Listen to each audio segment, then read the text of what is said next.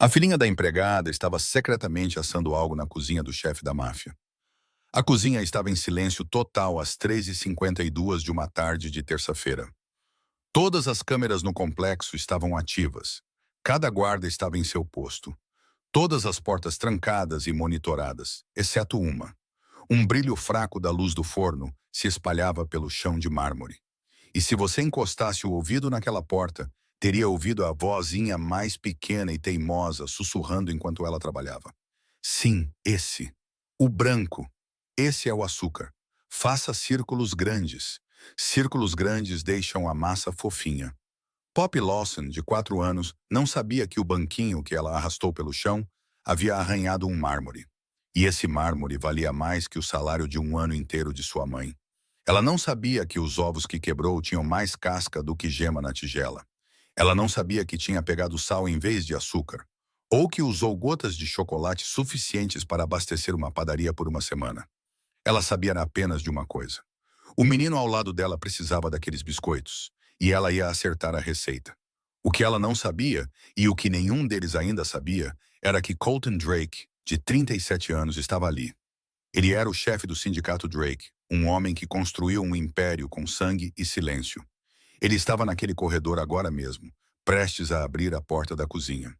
E o que ele encontrou do outro lado, seu filho de 5 anos, que não dizia uma única palavra há 2 anos, estava de pé em um banquinho ao lado de uma menina que ele nunca tinha visto antes. Ele estava coberto de farinha, com meia assadeira de biscoitos queimados, e 3 biscoitos no meio que de alguma forma estavam perfeitos. Aquela cena iria quebrar algo dentro dele. Algo que nenhuma quantidade de poder, dinheiro ou violência jamais conseguiu tocar. Ei, antes de continuarmos, estou muito feliz que você esteja aqui para esta história, porque ela vai te tocar de uma forma que você não espera. Se ela te emocionar, deixe o seu like, compartilhe com alguém que precisa ouvir isso e se inscreva para não perder o que vem a seguir. Certo, agora vamos voltar para aquele corredor, porque Colton ainda está parado naquela porta. E eu prometo a você, nem um único segundo do que vem a seguir será desperdiçado.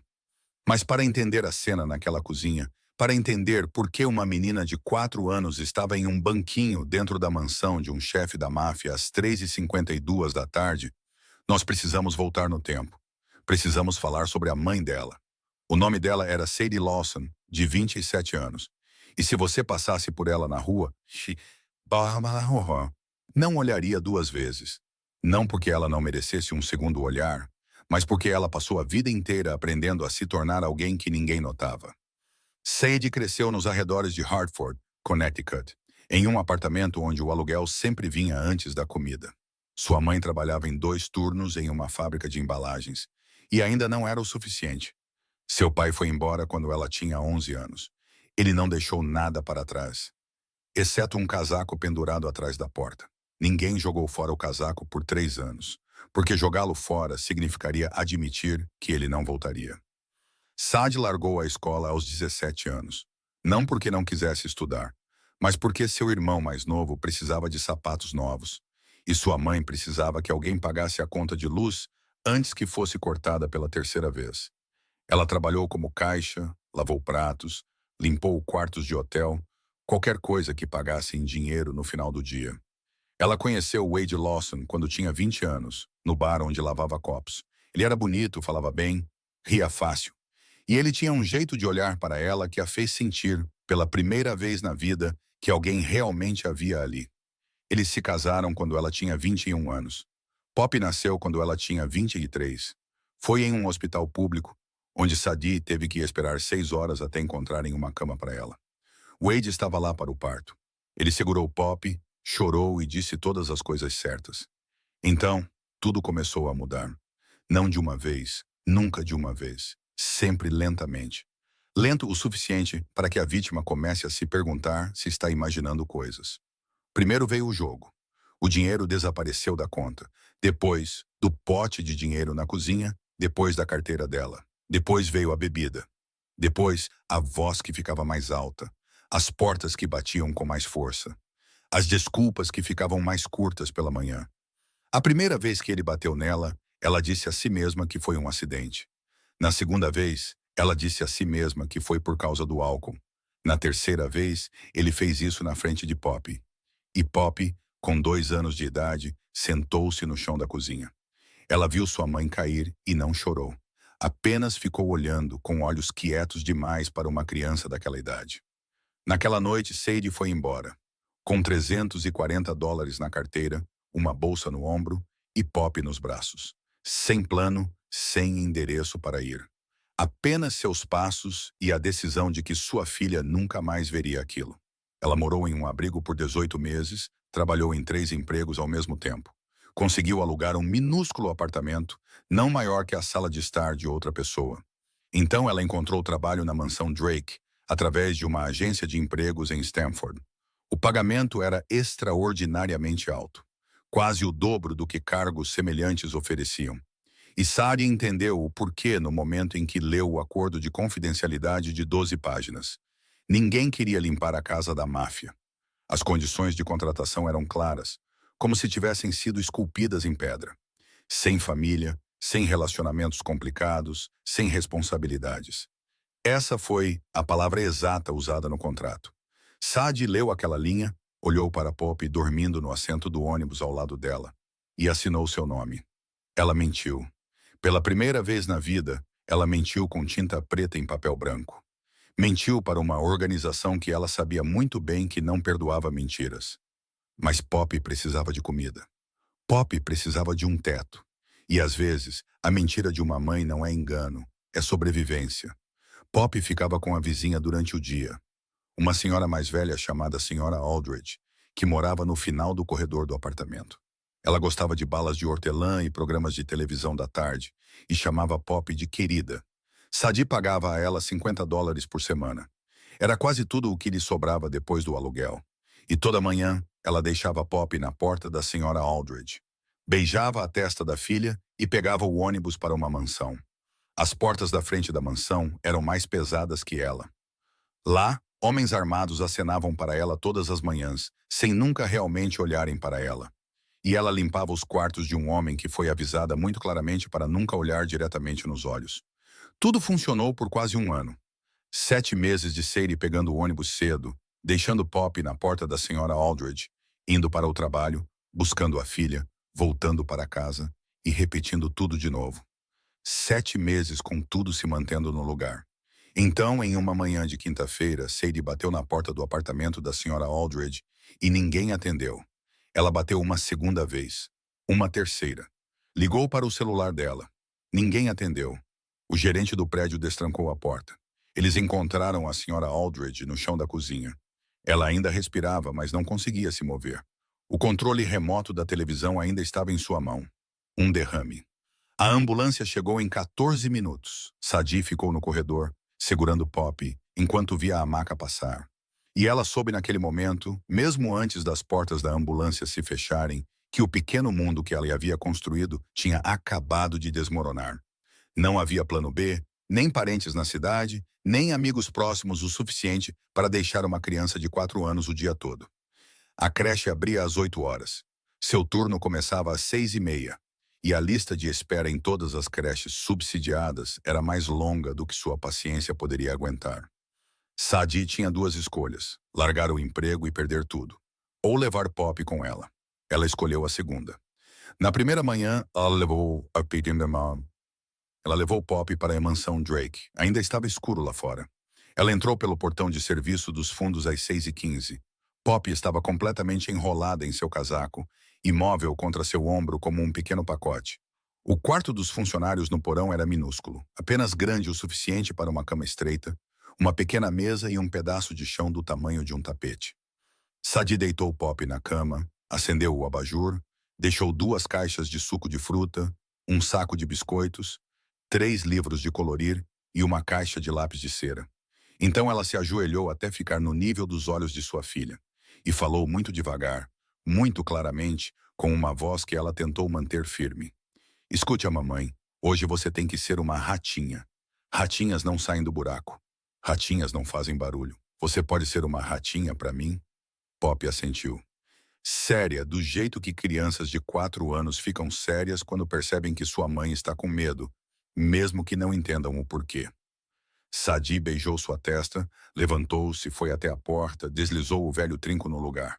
Era o tipo de ferrolho de ferro horizontal que todo quarto de funcionário no porão tinha. Enferrujado nas bordas, mas ainda segurava. Ela ficou ali por mais 3 segundos. Uma mão pousada na porta de madeira. Sua palma pressionada contra a superfície pintada antiga.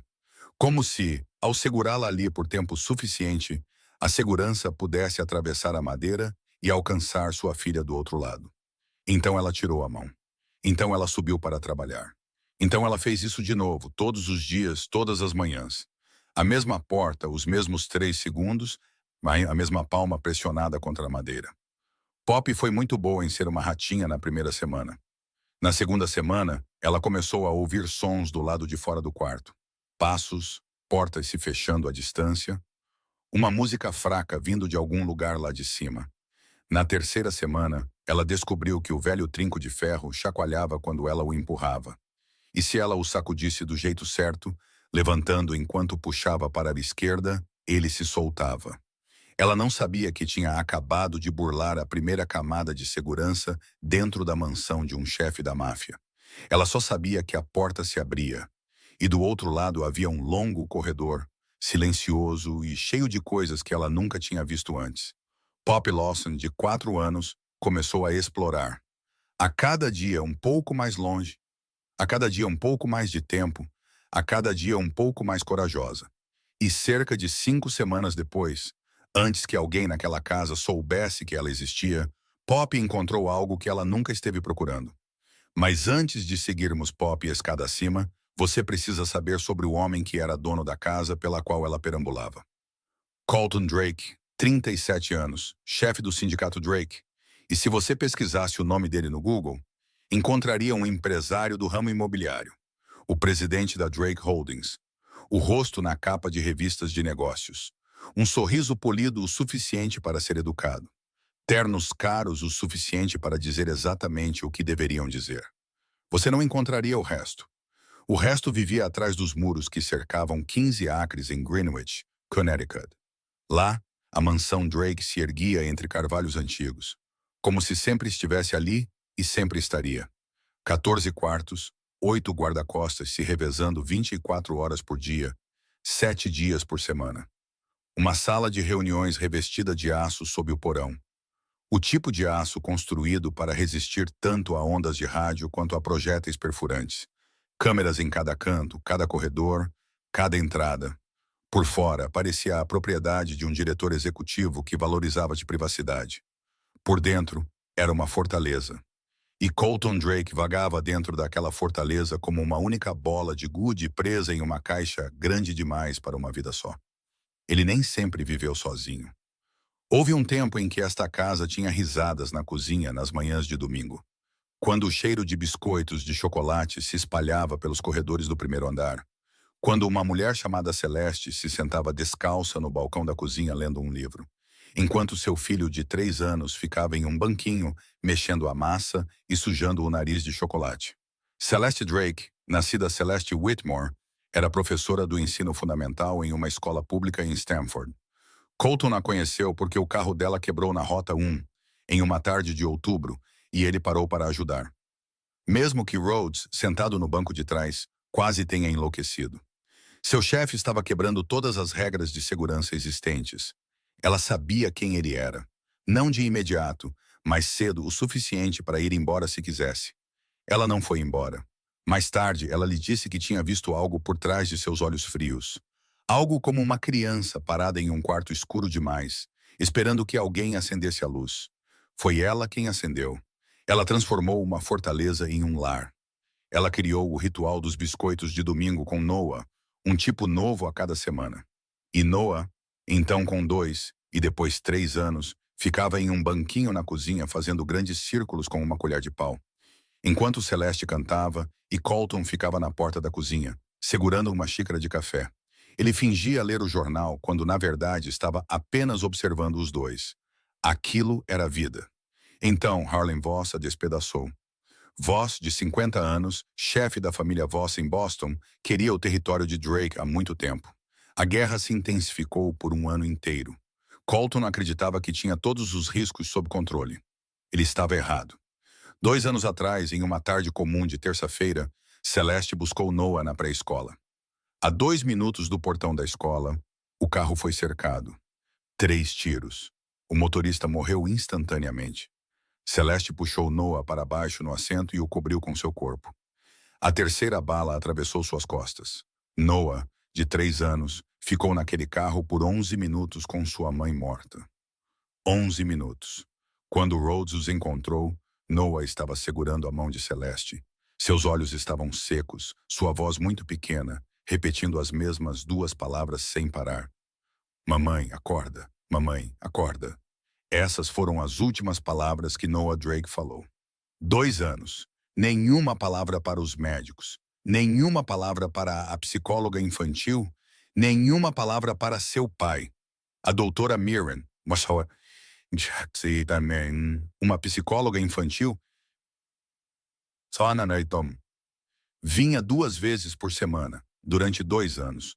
Noah sentava-se em silêncio e desenhava. Ele desenhava apenas uma coisa: o carro. Às vezes, havia 2 pessoas dentro dele. Às vezes, apenas uma. A doutora Mirren disse a Colton que o menino estava se trancando por dentro. E ninguém podia forçar a abertura de uma porta que uma criança havia fechado por conta própria. Colton ouviu.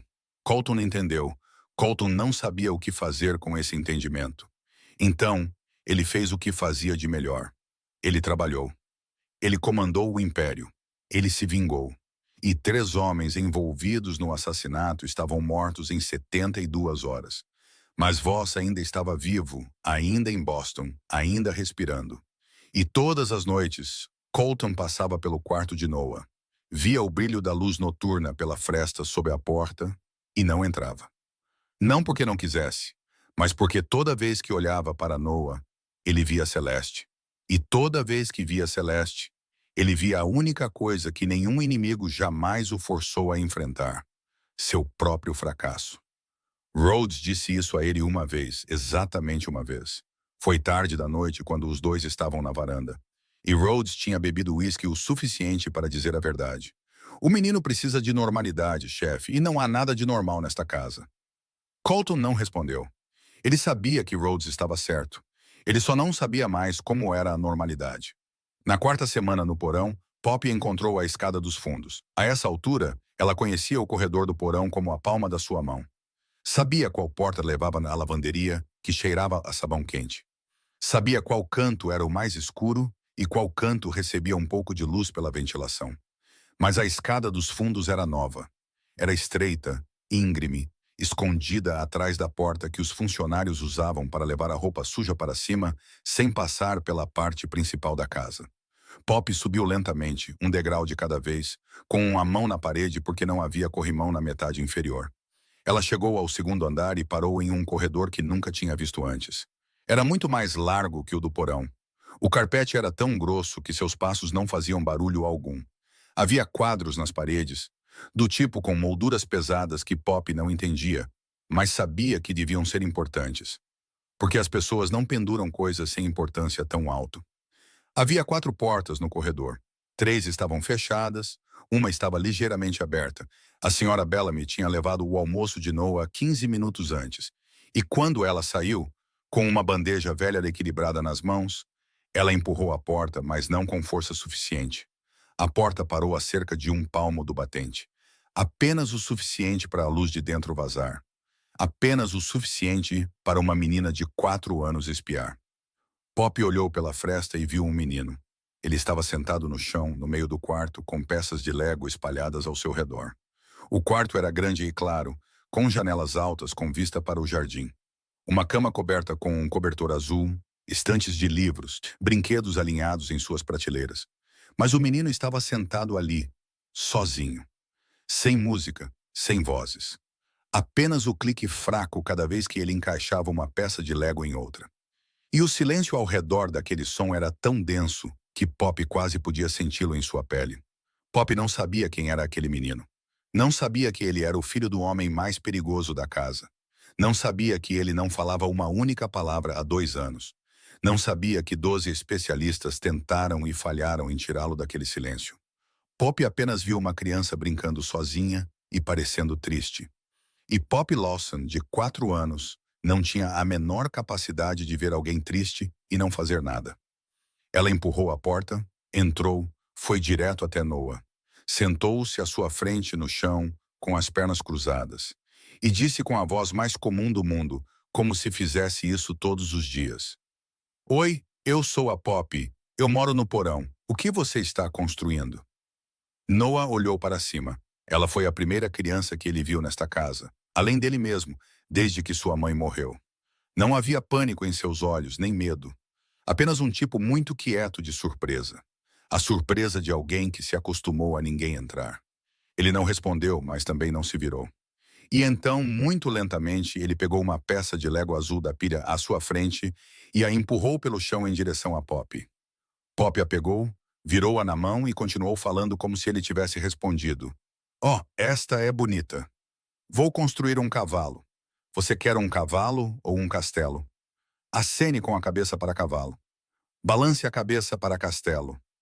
Noah acenou com a cabeça. E foi isso. Nenhum momento dramático, nenhuma música crescendo ao fundo.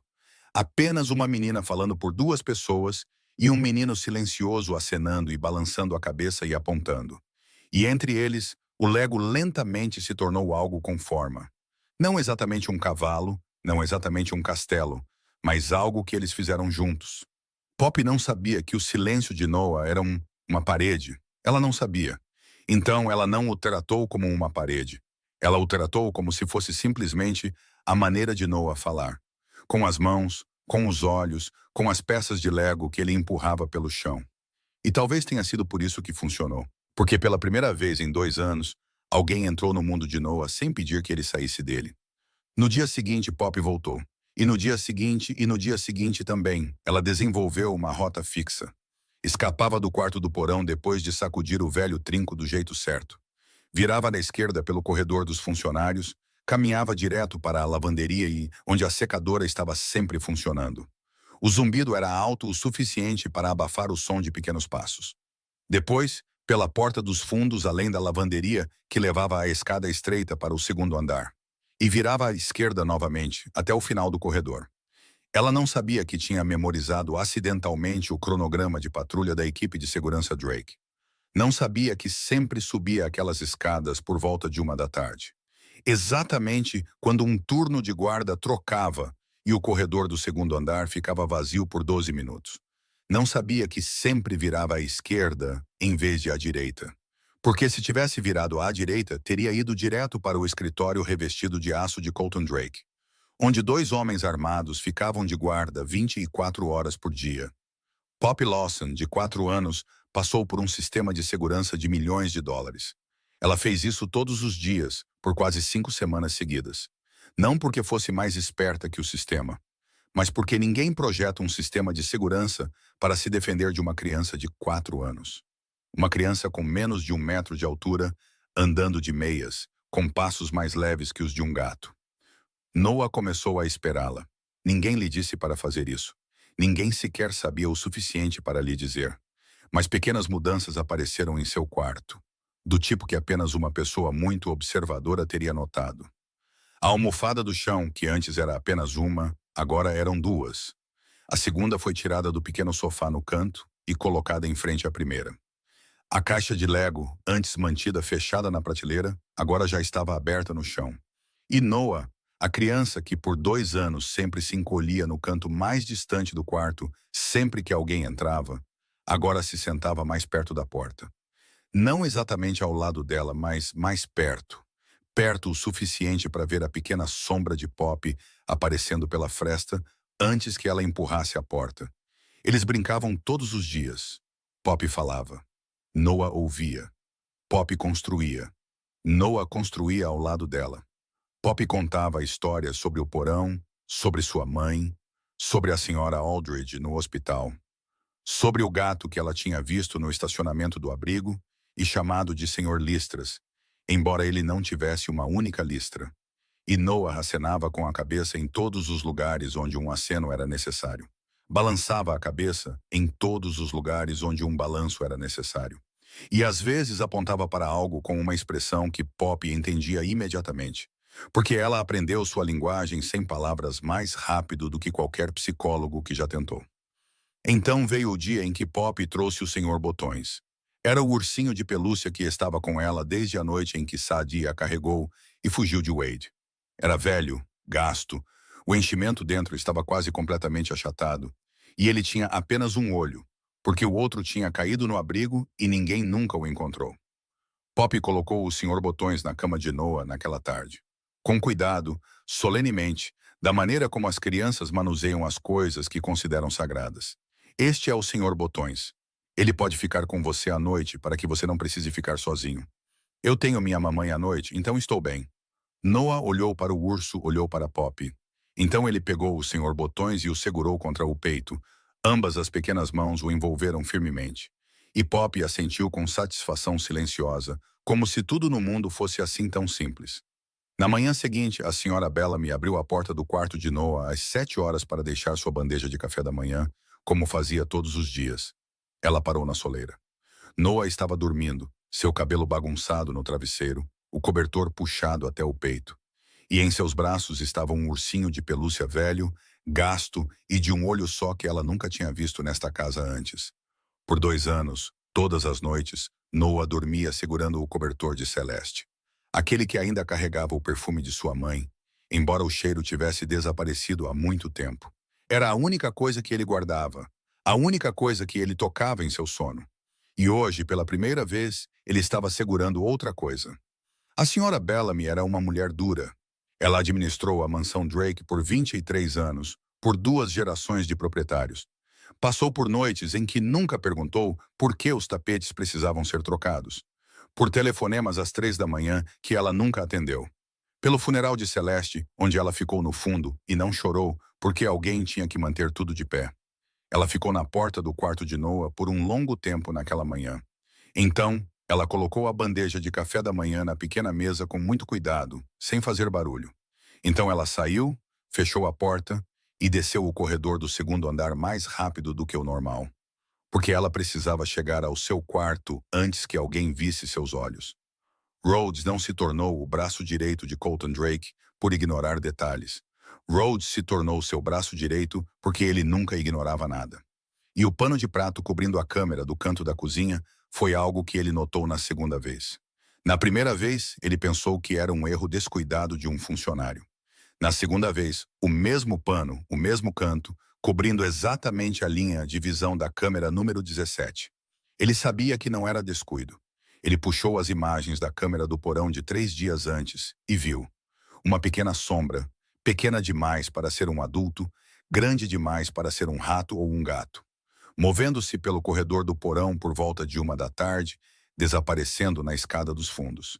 Depois, aparecendo novamente cerca de 2 horas depois, vindo na outra direção, deslizando para o quarto dos funcionários no final do corredor. O quarto de Sadie Lawson. Levou menos de 40 minutos para montar todo o quebra-cabeça. As câmeras do porão, as câmeras do corredor do segundo andar, o ponto cego na curva à esquerda perto da lavanderia. E o cronograma de troca de turno dos guardas combinava perfeitamente com os horários em que a pequena sombra se movia. Ele sentou-se na sala de segurança, olhando para as telas, e se deu 10 segundos para admirar a situação antes de ligar para Colton. Chefe, temos uma presença não autorizada na casa. Uma criança. A filha de Sadie Lawson, a funcionária da limpeza. Ela está aqui há pelo menos 5 semanas e tem entrado no quarto do seu filho. Colton não disse nada por 3 segundos. 3 segundos de silêncio de Colton Drake duravam mais do que os discursos da maioria dos outros homens. Traga-a ao meu escritório. Sadie estava limpando as janelas da biblioteca no primeiro andar quando a senhora Bellamy se aproximou. Seu rosto inexpressivo, sua voz tão uniforme, como se estivesse recitando um menu. O Sr. Drake quer vê-la agora mesmo. Sadie soube. Ela soube no momento em que a senhora Bellamy disse as primeiras 4 palavras. Da mesma forma que a presa sabe quando o ar muda. Ela pousou o pano, dobrou-o cuidadosamente, colocou-o no parapeito da janela e seguiu a senhora Bellamy pelo corredor. Passou pela sala de estar principal, pela porta pesada que levava à ala leste. Até que pararam em frente à porta do escritório revestido de aço, da qual ela foi avisada muito claramente em seu primeiro dia para nunca se aproximar. A porta se abriu. O quarto era grande, mais escuro que o resto da casa, com uma mesa de carvalho preto pesada como um caixão, cortinas fechadas, e Colton Drake sentado atrás da mesa. Não de pé, não a cumprimentando, não a convidando para sentar. Rhodes estava ao lado da porta, com os braços cruzados sobre o peito, o rosto plano como concreto. Você trouxe uma criança para a minha casa. Não era uma pergunta. Sua voz era baixa, uniforme, não irritada. Pior que irritada. O tipo de controle total que apenas homens verdadeiramente perigosos possuem. Sim, sem permissão. Para uma residência guardada por segurança armada. Onde meu filho mora, onde meu trabalho opera. Sim, me dê um motivo para não te demitir esta noite. E para não garantir que você nunca mais trabalhe neste estado. Sadie olhou diretamente nos olhos dele. Mais tarde, ela não entenderia de onde veio aquela força. Talvez do mesmo lugar de onde veio na noite em que ela fugiu com Pop nos braços, longe de Wade. O lugar que uma mãe alcança quando não tem mais nada no mundo, exceto seu filho. Ela é tudo o que eu tenho. Eu não tinha onde mais deixá-la, e não vou me desculpar por manter minha filha segura. O quarto ficou em silêncio. Rhodes inclinou a cabeça ligeiramente, um movimento muito pequeno, mas o suficiente para mostrar que, em 20 anos trabalhando para a família Drake, ele nunca tinha ouvido alguém falar com o chefe naquele tom. Colton olhou para ela por um longo tempo. Não o tipo de olhar que um homem dá ao julgar um funcionário. O tipo de olhar que um homem dá ao julgar outro ser humano. O olhar de alguém que ouviu mentiras suficientes em sua vida para saber como é a verdade quando ela está na sua frente e não pisca. Então ele disse a única coisa que Sadie não esperava. Sua filha tem entrado no quarto do meu filho. Sadie empalideceu. Eu não sabia. Eu juro. Eu disse a ela para ficar quieta. Meu filho, a criança que não diz uma palavra há 2 anos. A criança que não deixa ninguém se aproximar dele. Ele deixa a porta aberta para a sua filha. Ele nunca a deixou aberta para ninguém. Silêncio. O tipo de silêncio que ninguém ousa quebrar. Colton colocou as 2 mãos na mesa e olhou para baixo. E quando ele levantou os olhos novamente, algo neles havia mudado. Apenas ligeiramente. E como uma rachadura em uma parede que alguém só percebe quando a luz a atinge no ângulo certo. Ela fica. Com uma condição. Ela continua vendo Noah. Ela está fazendo o que eu paguei 12 especialistas para fazer por mais de 2 anos. E nenhum deles conseguiu. Sadie ficou ali, no escritório revestido de aço do chefe da máfia mais poderoso do Nordeste, e sentiu seus joelhos querendo ceder. Não de medo, mas de algo que ela não ousava acreditar que era real. Rhodes abriu a porta para ela sair. Enquanto ela passava, ele falou muito baixo, sem olhar para ela, com os olhos ainda fixos à frente. Você tem coragem. Não era um elogio, mas também não era uma crítica.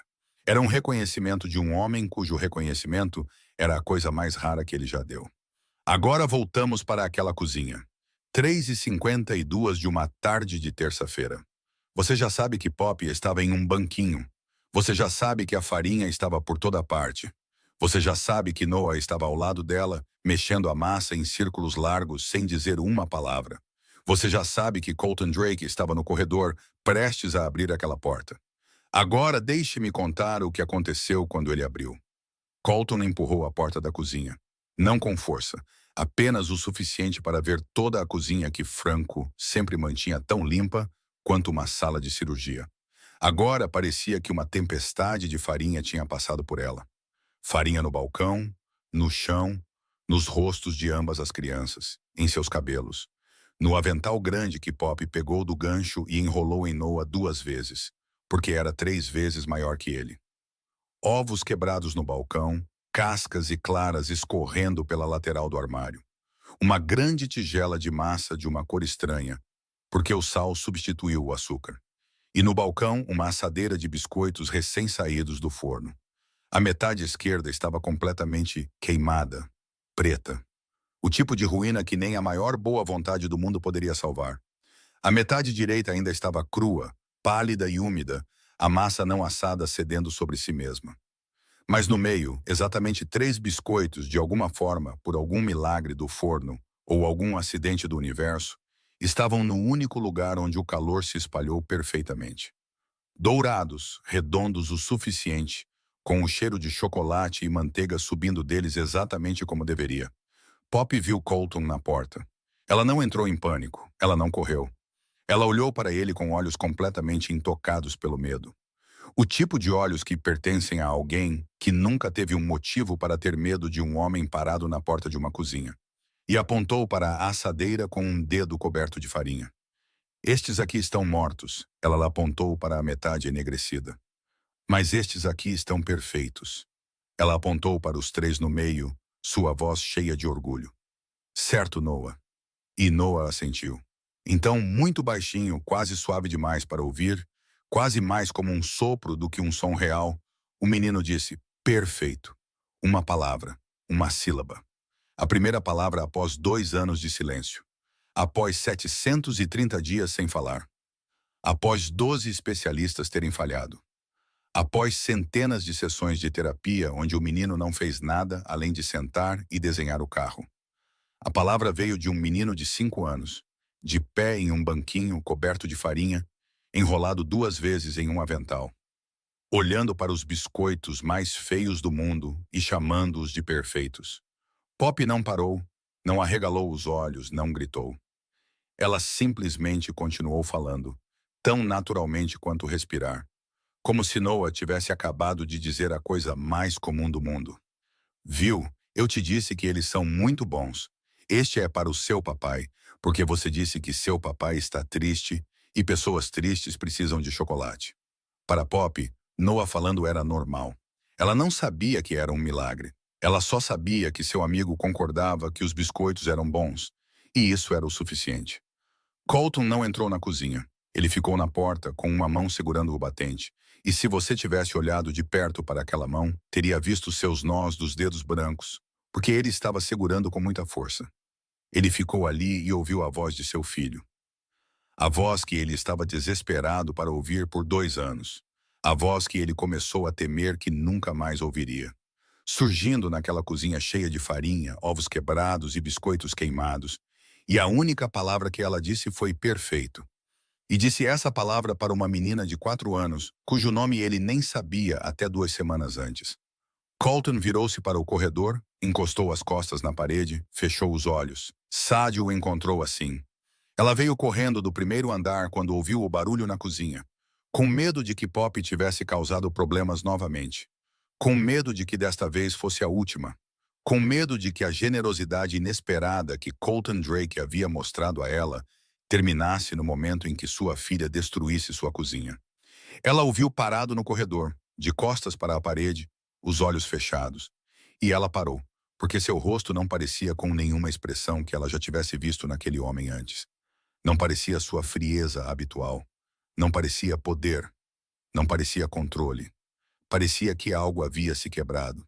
E o que se quebrou não era dor, mas algo que estava trancado há muito tempo por trás da dor.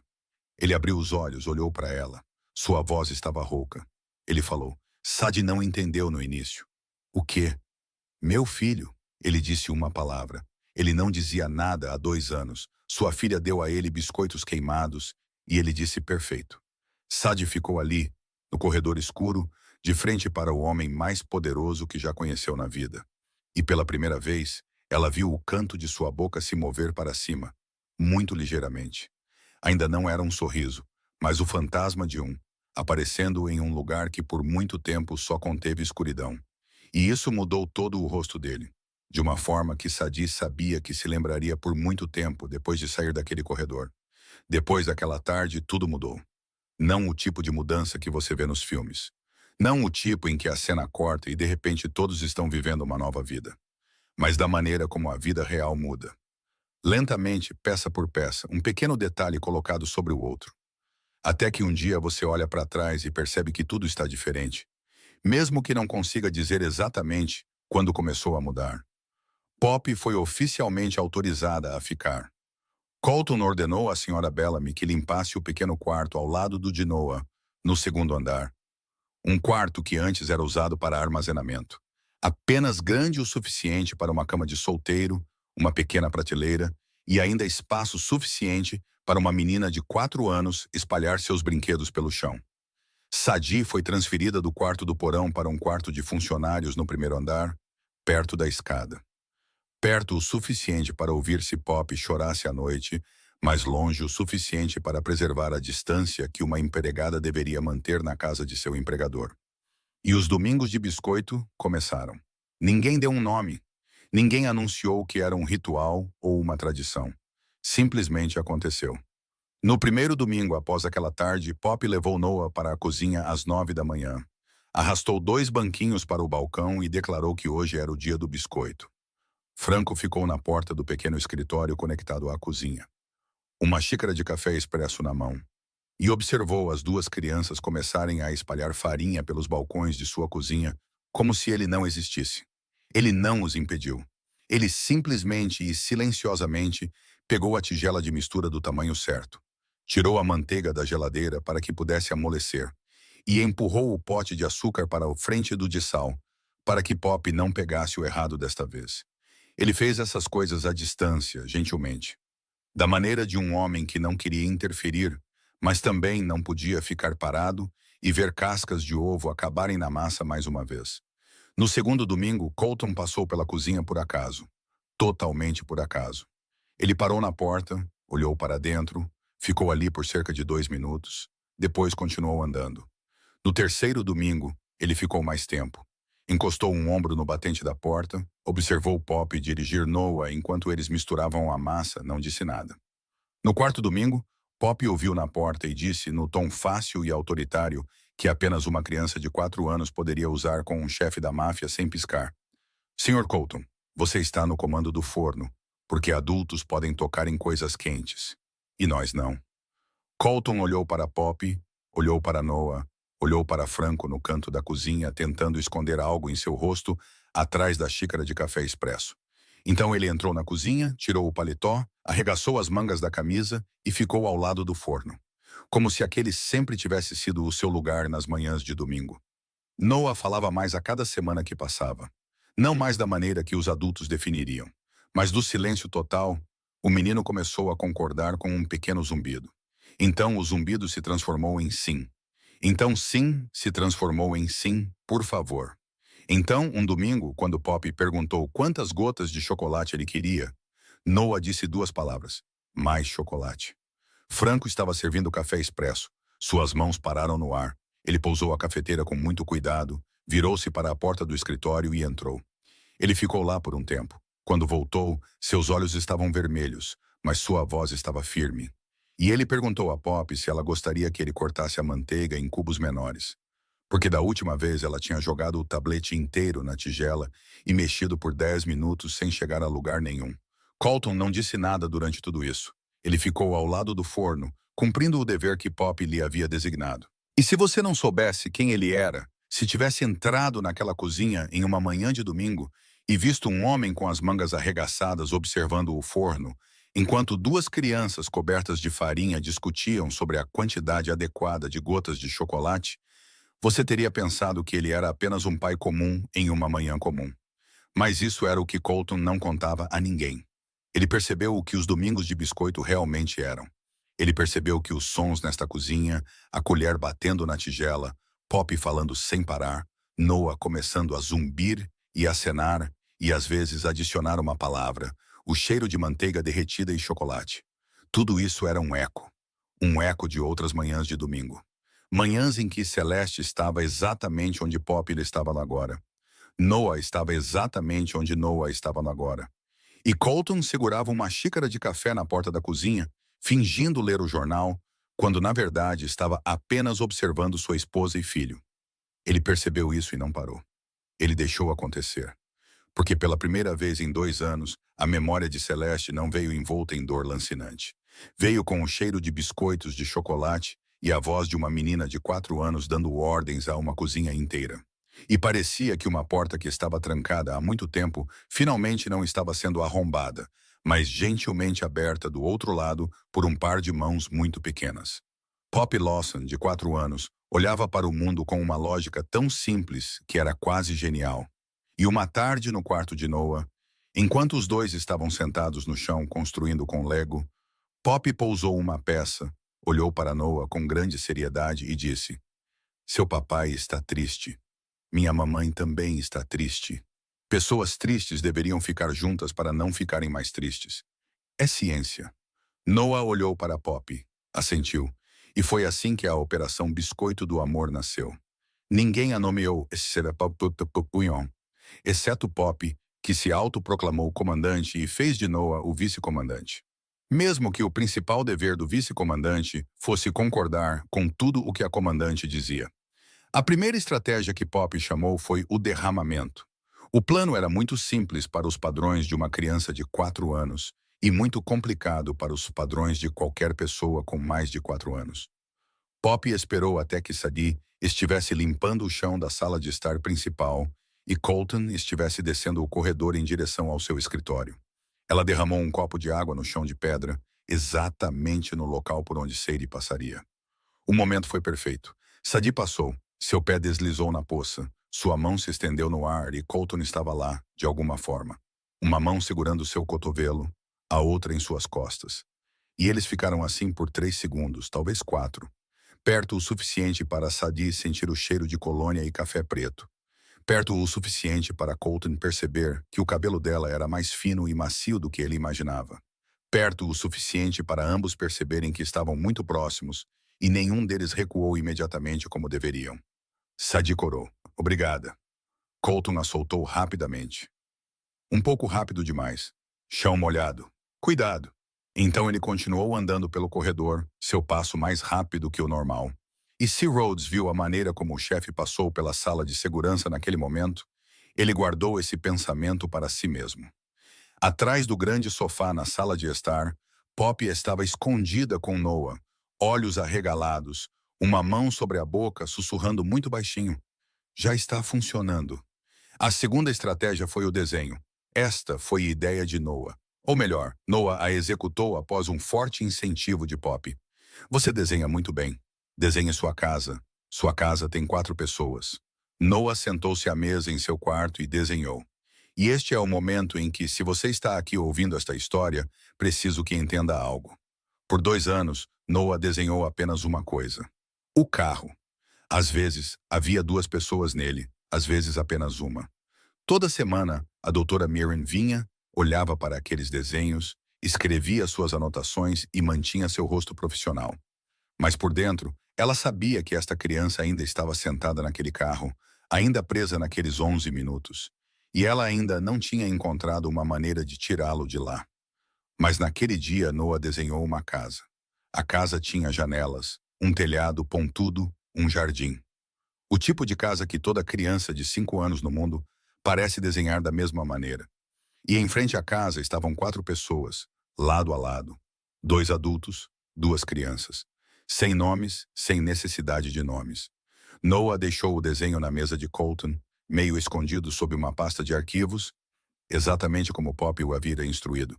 Porque Pop disse, deixe onde seu papai vai ver, mas finja que não foi você que colocou lá. Colton o encontrou às 10 daquela noite. Ele sentou-se à sua mesa, puxou o papel e olhou para ele. Olhou por um longo tempo. 4 pessoas em frente a uma casa. A primeira vez que seu filho desenhou algo que não era o carro. A primeira vez que o menino desenhou algo com um futuro em vez de um passado. Colton dobrou o desenho com cuidado e o colocou na gaveta superior direita. Aquela onde ele guardava sua identidade, seu passaporte e a última fotografia de Celeste. A terceira estratégia, o bilhete no biscoito, foi a grande obra-prima da Operação Biscoito do Amor. No domingo seguinte, depois que os biscoitos estavam prontos, Pop usou glacê para escrever nos 2 maiores biscoitos. As letras estavam tortas, com erros de ortografia, o glacê escorrendo, mas legível. De Noah e Pop para o Sr. Colton e a Senhorita Amor. Ela colocou os 2 biscoitos na mesa de jantar principal, entre 2 assentos, um ao lado do outro. Depois, arrastou Noah para se esconder no canto da cozinha para que pudessem observar. Sadie viu os biscoitos primeiro. Ela leu as palavras e teve que colocar a mão sobre a boca. Colton os viu 5 minutos depois. Ele leu as palavras, olhou para o biscoito ao lado com o nome de Sadie, levantou o olhar e viu Sadie do outro lado da mesa, também olhando, sem saber o que dizer. Do canto da cozinha veio o sussurro muito suave de Pop. Por que eles não estão se sentando? O plano diz que eles deveriam se sentar. E a voz de Noah, muito suave. 4 palavras. Talvez eles precisem de mais biscoitos. Sadie ouviu. Colton ouviu. E pela primeira vez naquela casa, pela primeira vez em 2 anos, um som surgiu que ninguém esperava. Colton Drake riu. Não alto, não por muito tempo, mas foi uma risada real. Curta, surpresa, escapando antes que ele pudesse pará-la. E mudou todo o seu rosto naqueles 2 breves segundos. Sadie olhou para ele rindo e sentiu algo se mover dentro de seu peito. Algo que ela havia trabalhado muito para não deixar se mover. Porque ela entendia muito bem o perigo da esperança em casas que não lhe pertenciam. Alguns dias após o bilhete no biscoito, Sadie estava na biblioteca. A biblioteca da mansão Drake não era do tipo com algumas prateleiras decorativas arranjadas para a aparência. Era uma sala de 2 andares com uma escada deslizante montada em trilhos de latão ao longo da parede. Centenas de livros encadernados em couro empilhados até o teto. Uma luz da tarde entrando por altas janelas em arco, criando aquele brilho dourado profundo que fazia a poeira flutuando no ar parecer pequenas partículas de ouro. Sadie estava na escada, tirando o pó da prateleira mais alta, quando seu pé pousou no degrau errado. A escada deslizou para a esquerda. Ela estendeu a mão para a prateleira para se segurar, mas errou, e uma fileira de livros caiu no mesmo momento em que ela perdeu o equilíbrio. Ela caiu no chão de madeira, não com força. Suas costas bateram levemente, uma mão amparou sua queda, mas sua palma direita raspou na borda afiada da prateleira e deixou um longo corte na pele. Ela estava sentada no meio de livros espalhados pelo chão, quando Colton apareceu na porta. Rápido, rápido demais para um homem que simplesmente estava passando por ali. Você se machucou? Sua voz era afiada, não afiada de raiva, afiada de outra coisa. Algo que um chefe da máfia não deveria ter em sua voz ao perguntar por uma empregada. Estou bem. Sadie levantou-se rapidamente. Me desculpe, vou limpar isso imediatamente. Deixe os livros. Ele já havia atravessado a sala, passando por cima dos livros caídos sem olhar para baixo, seus olhos fixos apenas na mão dela. Você está sangrando. É só um arranhão. Para a cozinha. Há um kit de primeiros socorros na cozinha. Ela queria dizer que realmente não era necessário, mas ele já tinha se virado, e sua voz tinha sido muito clara. E não era o tipo de voz a que as pessoas diziam não. Então ela o seguiu. Na cozinha, Colton encontrou o kit de primeiros socorros com a facilidade de um homem que sabia onde tudo em sua casa era guardado. Ele o abriu, pegou algodão, antisséptico, bandagens e começou a limpar o corte na palma da mão de Sadie. Com a concentração precisa de alguém mais confortável em mostrar preocupação através de ações do que de palavras. Sadie sentou-se no banco alto ao lado do balcão da cozinha, sua mão repousando na dele. E ela percebeu que esta era a primeira vez que eles se tocavam com ambos plenamente conscientes de que estava acontecendo. O momento na sala de estar, quando Colton a segurou depois que ela escorregou, tinha sido instintivo, rápido e passageiro. Isto era lento, intencional e silencioso, da maneira como o silêncio se torna pesado. Pop apareceu. Ela sempre aparecia, como se tivesse algum tipo de radar para detectar qualquer momento envolvendo esses 2 adultos muito próximos. Ela subiu no banco ao lado de Sadie, supervisionou o curativo com seriedade, entregou o invólucro da bandagem quando Colton precisou. E quando ele colocou a tira final sobre o corte, Pop inclinou a cabeça, examinou seu trabalho e declarou: perfeito. Colton olhou para Pop, depois para Sadie. Sua mão ainda segurava a dela, levemente agora, na ponta dos dedos dela, e ele ainda não a tinha soltado. Ela fala de você o tempo todo. Sadie disse mais suavemente do que pretendia. Quando ela está comigo, é sempre Sr. Colton isso, Sr. Colton aquilo. Colton olhou para ela, mais perto do que nunca estiveram. Noah fala de você. Sadie piscou. Ele fala agora? Para Pop. Sobre você. Ele diz, a senhorita Sadie cheira a coisas limpas e coisas seguras. Sadie não conseguiu falar por alguns segundos. Não porque a frase fosse triste, mas porque era bonita. Da maneira que apenas uma criança de 5 anos reaprendendo a falar poderia tornar algo bonito. Cru, verdadeiro, sem filtros. E por causa disso, atingiu o lugar mais profundo nela. Essa é a frase mais longa que Noah falou em 2 anos. Colton disse. E ele disse sobre você. Sadie teve que virar o rosto.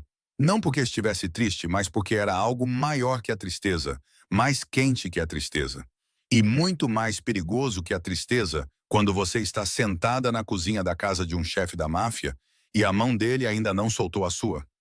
Colton olhou pela janela. Eu tinha uma esposa. Ela... Eu não costumo falar sobre isso. Você não precisa. Eu sei. Eu quero. Isso era novo. Ele olhou de volta para ela. Ela olhou de volta para ele. E desta vez, nenhum deles desviou o olhar. Ela queria mais filhos. Nós continuávamos dizendo no próximo ano, depois deste acordo, quando as coisas se acalmarem. Sempre havia um motivo para esperar. Ele ficou quieto por um momento. Não espere as coisas se acalmarem. Elas nunca se acalmam. Ele não estava dizendo isso para Sadie. Não exatamente. Ele estava dizendo para si mesmo, para a cozinha, para quem precisasse ouvir. Mas ele disse enquanto olhava para ela. E às vezes isso significa ainda mais do que dizer diretamente. Mas esta é uma história de máfia. E em uma história de máfia, quando algo bonito começa a crescer, alguém está sempre a caminho para queimá-lo.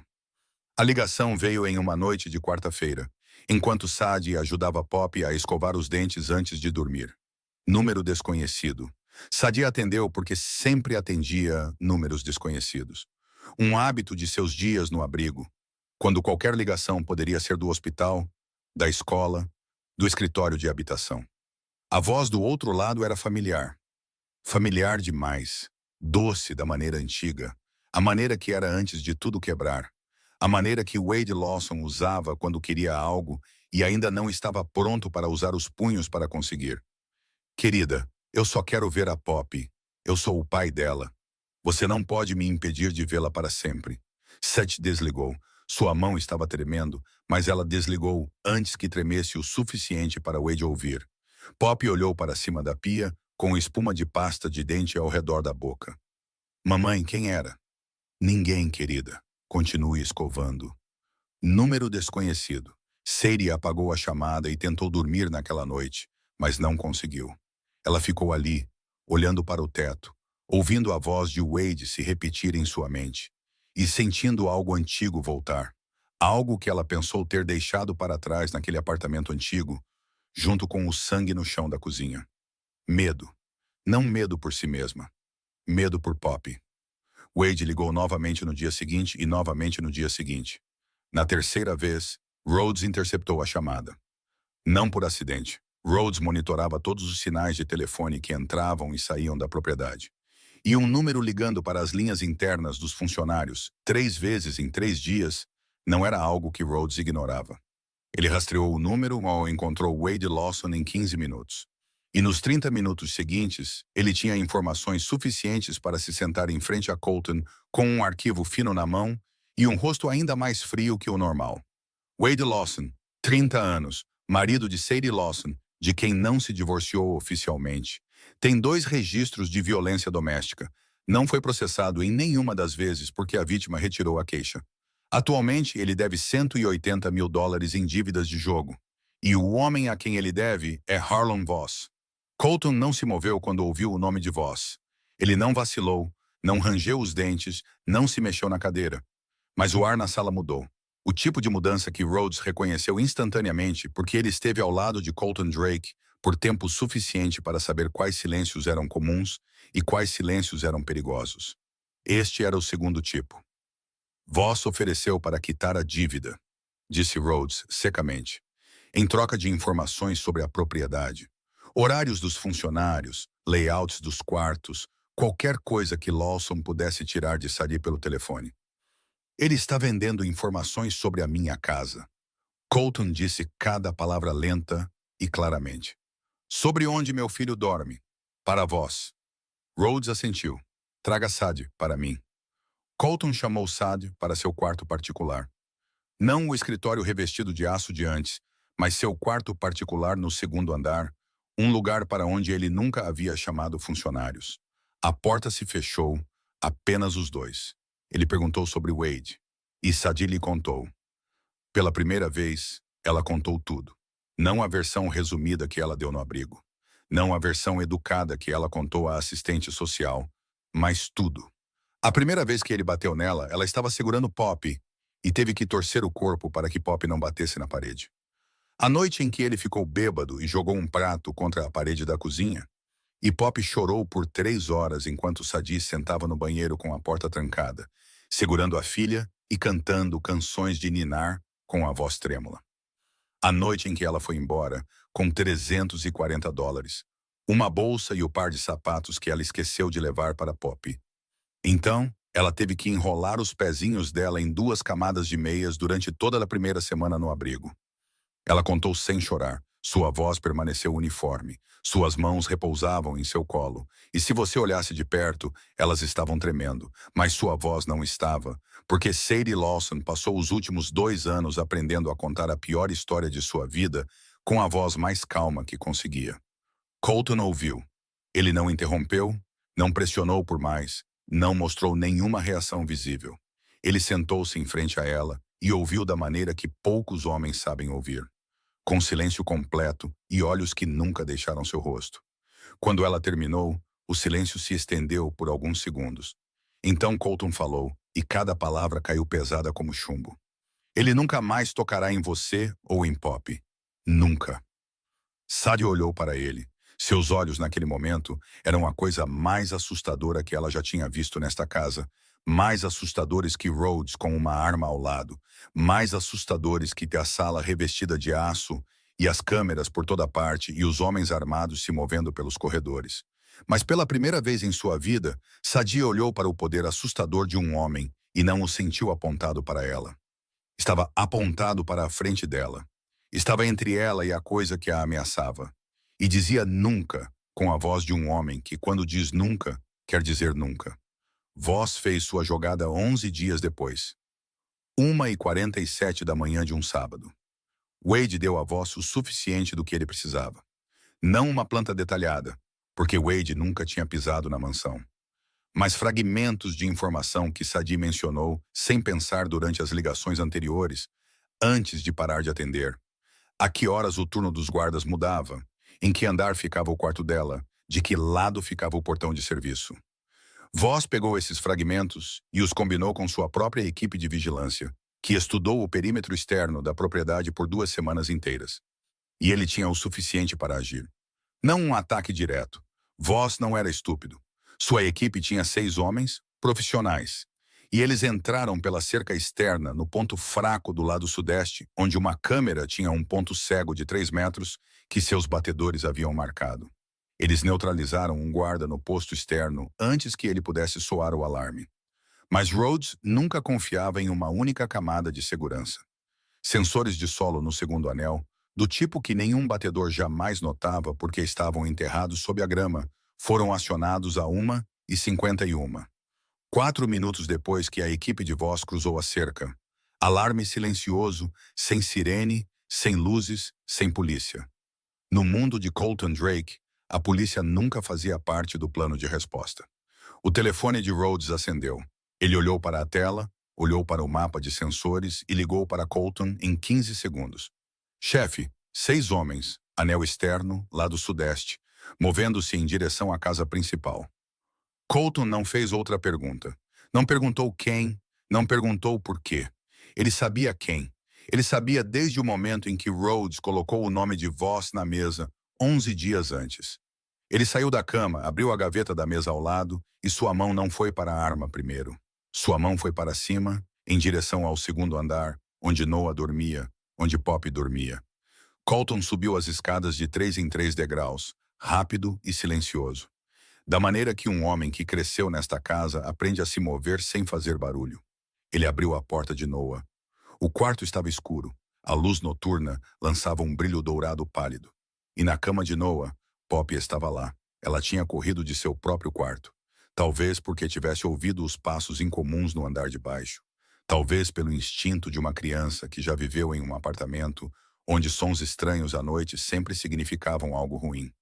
Ela estava abraçando Noah, seus pequenos braços em volta dele.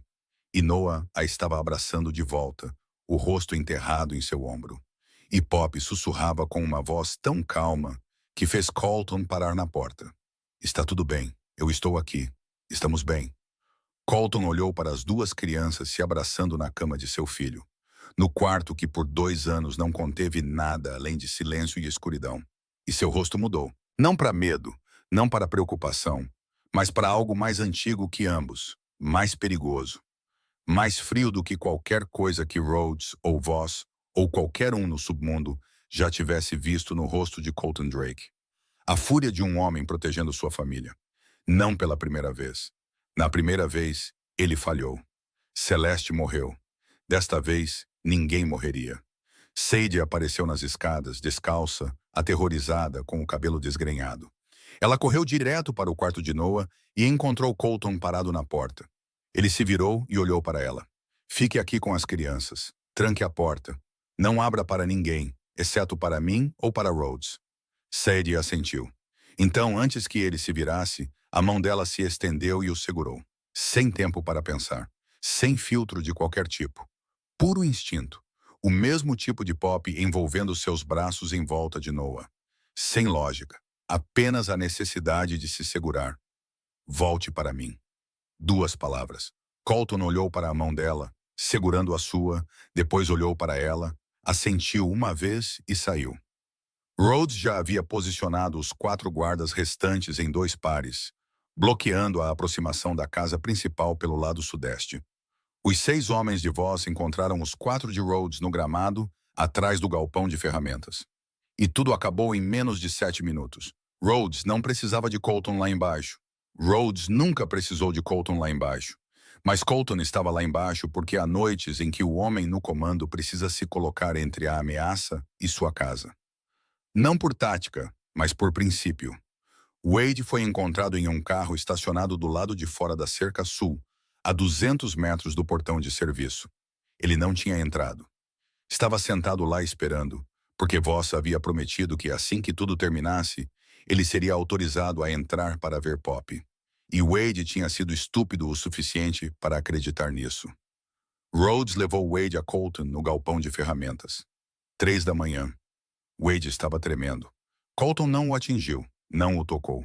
Ele olhou para Wade Lawson e falou no mesmo tom que outro homem usaria para discutir o tempo. Na segunda-feira de manhã, meu advogado entrará com uma ordem de restrição em seu nome, no nome de Sadie e no nome de Pop. Os registros de violência doméstica do abrigo já foram enviados para a promotoria do condado de Fairfield. Você será acusado e todos os canais que você poderia usar para alcançá-los, telefone, endereço, redes sociais, qualquer coisa serão cortados. Não por mim, mas pelo sistema legal do estado de Connecticut. Estou apenas garantindo que esse sistema funcione mais rápido do que o normal. Wade olhou para Colton, e nos olhos de Wade, pela primeira vez, havia algo como compreensão. A compreensão de que o homem à sua frente não precisava usar os punhos. Este homem tinha advogados, um sistema, influência que percorria todas as camadas da máquina. E ele ia apagar Wade das vidas de Sadie e Pop. Não com uma bala, mas com papelada, com selos e assinaturas, com portas se fechando para sempre de uma maneira totalmente legal. Wade desapareceu. Não o tipo de desaparecimento que pertence ao submundo. O tipo comum. O tipo em que um homem é atingido por uma ordem de restrição, processado, despojado de toda a influência que já teve. E finalmente percebe que não há mais nada a que se agarrar. Então ele desiste e vai embora. E no quarto de Noah, no segundo andar, atrás da porta trancada, Sadie sentou-se na cama segurando ambas as crianças. Pop em seu colo, Noah ao seu lado, ainda agarrado ao Sr. Botões. E ela olhou para a janela escura e esperou por passos na escada. Quando bateram 2 vezes na porta e a voz de Colton veio através da madeira. Sou eu, Sadie abriu, e ele estava lá, inteiro e ileso. E ela soltou um suspiro como se o estivesse segurando desde o momento em que ele se foi. Na manhã seguinte, a mansão estava silenciosa de uma forma que nunca esteve antes. Não um silêncio vazio, mas um silêncio cansado. O tipo de silêncio que uma casa carrega depois de ter vivido algo grande e ainda está recuperando o fôlego.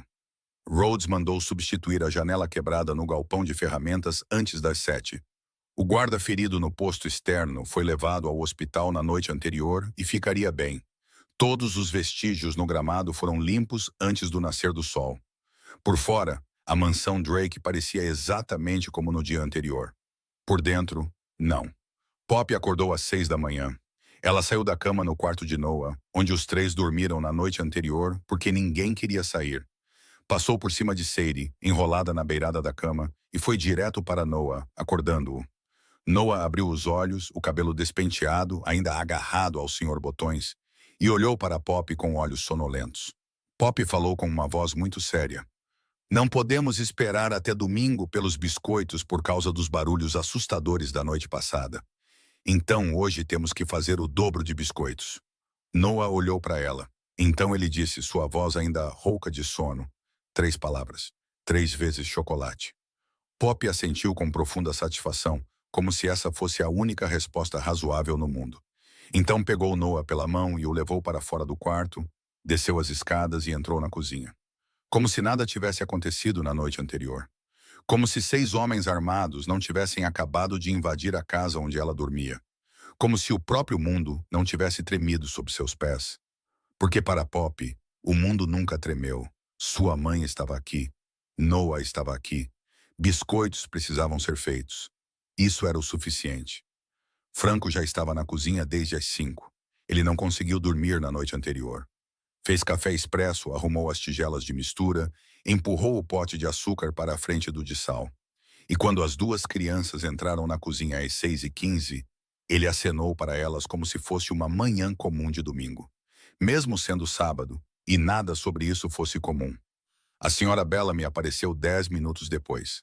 Ela não perguntou por que as crianças estavam na cozinha em um sábado de manhã. Ela pegou 2 pequenos aventais da gaveta, o com o sol para Poppy e o verde para Noah. Colocou-os no balcão ao lado das crianças e saiu sem outra palavra. Colton desceu para a cozinha às 6h30. Ele não tinha dormido. Havia olheiras escuras sob seus olhos, e seus ombros carregavam um peso que apenas alguém olhando de perto notaria. Mas ele ficou na porta da cozinha, um ombro apoiado no batente, e olhou para dentro. Sadie estava ao lado dele. Ela também não tinha dormido. Seu cabelo estava preso às pressas, seus olhos ligeiramente inchados. E ela estava mais perto dele do que nunca, perto o suficiente para que seu ombro quase tocasse o dele. Não porque ela tivesse pensado nisso, mas porque depois da noite anterior, a distância que uma empregada deveria manter de seu empregador se tornou algo sem sentido.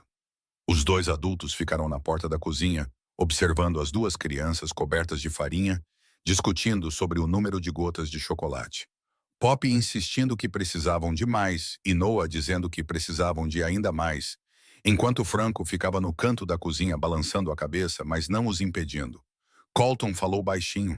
Apenas Sadie podia ouvir. Eu esqueci como era esse som. O quê? Minha casa, quando há barulho dentro dela. Sadie não olhou para ele. Ela olhou para a frente, para Poppy dirigindo Noah, enquanto ele mexia a massa. Para a farinha flutuando no ar. Para a luz do sol da manhã entrando pelas janelas da cozinha e caindo sobre o chão de mármore. E ela sentiu seus olhos se encherem de lágrimas, mas não as enxugou. Porque às vezes as lágrimas não vêm da tristeza e não precisam ser escondidas. Aquela fornada de biscoitos saiu melhor do que qualquer uma das anteriores. Não perfeitamente bonitos. Ainda havia alguns disformes, alguns um pouco crus no meio, mas nenhum deles estava queimado. E Poppy considerou isso uma vitória histórica. Ela estava arrumando os biscoitos em um prato com a seriedade de alguém colocando pedras preciosas no lugar quando parou. Olhou para Colton, parado ao lado do forno, e disse com uma voz completamente comum, como se estivesse pedindo mais gotas de chocolate. Senhor Colton, o Noah diz... O Noah quer que você venha ao aniversário dele. E minha mamãe tem que vir também. E tem que ter um bolo grande. O Noah quer de chocolate, eu quero de morango. Pode ser dos 2. Colton olhou para Poppy, depois olhou para Noah. O menino estava no banquinho ao lado de Poppy, ainda segurando a colher de pau, e ele estava olhando para seu pai. Não o olhar rápido e desvio que ele sempre dava. Ele estava olhando diretamente para ele, sustentando o olhar por mais tempo do que nunca. Mais tempo do que as vezes em que a doutora Mirren tentou criar contato visual durante 2 anos de terapia. E naqueles olhos de 5 anos, havia algo que Colton não via em seu filho desde que Celeste morreu. Um pedido, um desejo. Noah abriu a boca e disse, por favor, pai. Duas palavras, não perfeito, dito para Pop. Não mais chocolate, dito para a tigela de mistura. Mas pai, dito para Colton, olhando diretamente nos olhos de Colton. Com uma voz pequena, mas clara e firme. Pai, não silêncio, não olhos desviados. Pai. Colton Drake ficou em sua própria cozinha, uma mão segurando a borda do balcão de pedra, e engoliu em seco. Ele engoliu em seco da maneira que homens em seu mundo nunca deveriam engolir em seco. Mas esta cozinha não era a sala de reuniões revestida de aço. E as duas crianças cobertas de farinha à sua frente não eram aliadas ou inimigas, mas algo maior que ambos. E ele estava no meio do cheiro de biscoitos e farinha flutuante e luz do sol da manhã. Enquanto seu filho acabara de chamá-lo de pai pela primeira vez em 2 anos. Ele olhou para Sadie. Ela estava na porta da cozinha, uma mão no batente, e olhava para ele com os olhos úmidos, sem escondê-los e sem precisar escondê-los. Nos olhos dele havia uma pergunta. E nos olhos dele havia também uma resposta. E nos olhos dele havia também algo que parecia um começo. O tipo de começo que as pessoas não reconhecem porque alguém o anuncia, mas porque ele esteve lá por muito tempo, e ambas as pessoas finalmente o veem no mesmo momento. Quando é o aniversário dele? Ele perguntou, a voz um pouco rouca. Em julho, respondeu Pop imediatamente, os olhos brilhantes. Estou quase com 5 anos. 5 anos já é muito velho. É verdade, ele assentiu. Muito velho. Ele olhou para Sadie. Eu irei, se estiver tudo bem. Sadie olhou para sua filha de 4 anos. Farinha no nariz, glacê de chocolate na bochecha, explicando a Noah que bolo de morango era melhor que bolo de chocolate porque era ciência. Então ela olhou para ele. O homem parado ao lado do forno em sua própria cozinha, com as mangas da camisa arregaçadas e os olhos úmidos. E seu filho acabara de chamá-lo de pai pela primeira vez em 2 anos. Claro, disse ela. Do lado de fora das janelas da cozinha, os terrenos da mansão Drake se estendiam sob a luz da manhã. As câmeras ainda estavam gravando. Os muros do perímetro ainda estavam de pé. A equipe de segurança ainda trocava de turno na hora certa. O mundo que Colton Drake construiu ainda era perigoso, ainda escuro, ainda cheio de arestas afiadas e escolhas que pessoas comuns nunca precisam fazer. Mas por dentro, na cozinha sendo destruída por duas crianças com menos de 5 anos, com farinha no chão, ovos no balcão, mais gotas de chocolate do que qualquer receita no mundo permitiria, algo havia mudado. Não mudou da maneira que tudo de repente fica bem. Não da maneira de conto de fadas, onde a dor desaparece e todos vivem felizes para sempre. Mas mudou da maneira como a vida real muda. A maneira como uma porta que esteve fechada por muito tempo é finalmente aberta. Não arrombada, não quebrada, mas gentilmente empurrada do outro lado por um par de mãos muito pequenas que não têm ideia do quão pesada essa porta realmente é. Pop Lawson, de 4 anos, fez biscoitos para um menino silencioso em uma tarde de terça-feira. E ela não sabia. Ela tinha 4 anos. Ela não tinha como saber que estava fazendo algo muito maior do que fazer biscoitos, que estava abrindo uma porta dentro de uma fortaleza que estava selada há 2 anos, que estava, da única maneira que sabia, fazendo algo com amor e farinha e gotas de chocolate demais, colocando-o no balcão da cozinha e acreditando que seria o suficiente. E foi o suficiente, foi mais do que suficiente. Foi o começo de uma família que nenhum deles havia planejado. E que todos eles, de maneiras que não podiam nomear, estavam silenciosa e desesperadamente esperando. E começou com uma menina de 4 anos em um pijama estampado de sol, de pé em um banquinho alto demais para ela, mexendo a massa em círculos largos, pegando sal em vez de açúcar, despejando gotas de chocolate suficientes para uma padaria inteira, queimando metade da assadeira e deixando a outra metade crua. Mas os 3 biscoitos no meio saíram perfeitos. Perfeitos da maneira exata. Às vezes, a vida não precisa de grandes coisas para mudar. Não precisa de milagres, não precisa de heróis. Não precisa que alguém chegue e salve a todos.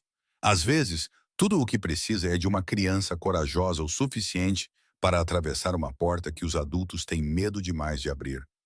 Às vezes, tudo o que é preciso é uma assadeira de biscoitos queimados e uma única palavra: perfeito. dita em uma vozinha após 2 anos de silêncio, para nos lembrar que mesmo nas casas mais escuras, mesmo nos corações mais fechados, a luz ainda pode encontrar um caminho para entrar. Não pela porta da frente, mas pela menor abertura, com as menores mãos. No momento em que ninguém espera. Se esta história te tocou, se te fez pensar em alguém em sua própria vida, uma criança que te mudou, um estranho que abriu uma porta que você pensava estar trancada para sempre, ou simplesmente te lembrou que o amor às vezes chega do lugar que você menos espera. Então, por favor, curta este vídeo. Compartilhe com alguém que você acha que precisa ouvir esta história hoje. E se você ainda não se inscreveu em nosso canal, por favor, se inscreva para não perder nossas novas histórias todos os dias. Eu quero saber a sua opinião. Como essa história fez você se sentir? Qual momento mais te emocionou? E se você tem sua própria história, um momento em que alguém inesperadamente entrou em sua vida e mudou tudo, por favor, compartilhe nos comentários. Eu leio todos os comentários e quero ouvir do fundo do seu coração. Porque as histórias reais que vocês compartilham são a razão pela qual este canal existe. Obrigado por estar aqui. Obrigado por dedicar seu tempo a esta história. Desejo a todos que estão assistindo a este vídeo muita saúde, uma vida alegre e paz em cada dia. Adeus e vejo vocês no próximo vídeo.